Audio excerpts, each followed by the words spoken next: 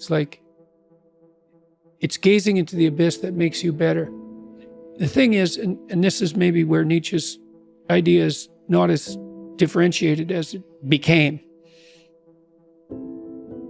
Sometimes your gaze can be forcefully directed towards the abyss, and then you're traumatized.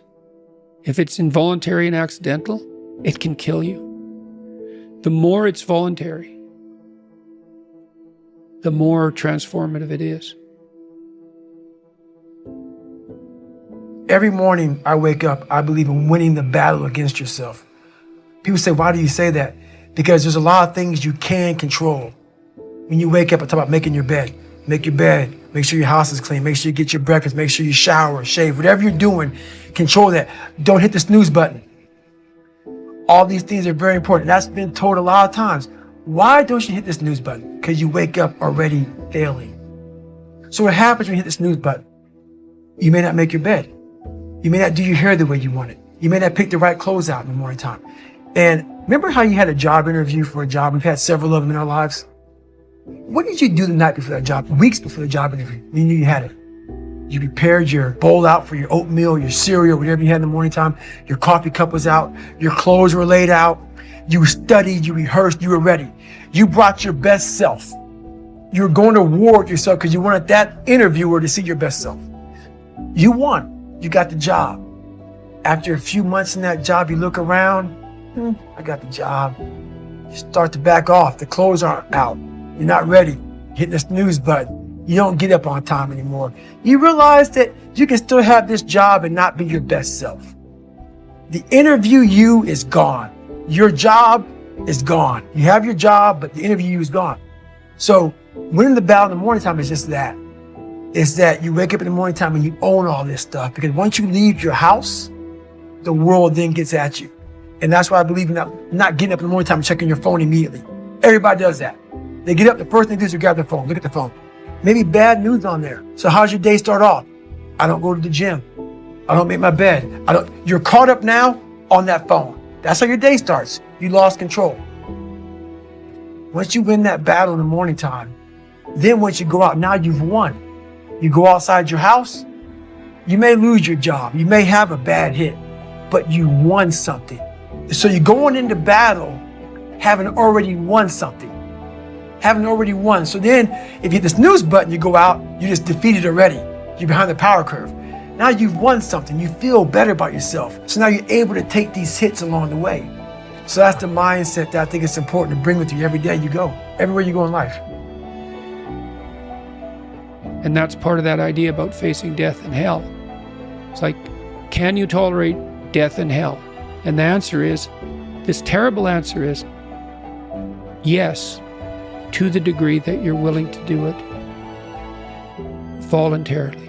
And then you might ask, well, why should I have to subject myself to death and hell? I'm innocent. And then the answer to that is, even the innocent must be voluntarily sacrificed to the highest good. And I'm speaking not in religious terms saying that. I'm just speaking as a psychologist. It's like one of the things we've learned in the last 100 years is voluntary exposure to that which freezes and terrifies you in measured proportions is curative. I want to find more. All I can. And in that sack of you have to dive in that to find more. Because if you're not willing to go in there and face yourself, you're not going to find anything. You're going to live right here on surface, man, right here on surface. So if there is an ending to this world and there is somewhere to go and there's a judgment, you're going to get there and you might see a chart. And that chart may tell you who you should have been. And now you get the rest of your life to think about that. Man, I could have lived a much better life if I just would have just suffered a little bit more and realized I had so much more. But fear and the 40% and living here versus living here, being afraid, stopped me. I'm a big guy in visualizing. I'm a big guy in making a world. It may not exist. To me, it does. To me, it does. And I'm overpowering myself every day. And you gotta find tools to do that. That's the tool that I use. I'm a big believer in doing something that sucks every single day of your life.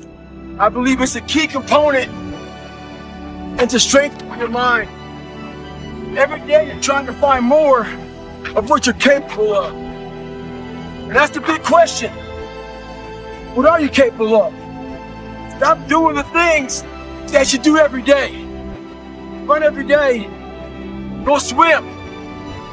I'm not a big tire flipper, but flipping a tire for a mile, it'll definitely build something. So I'm all about callousing the mind. Do something that sucks.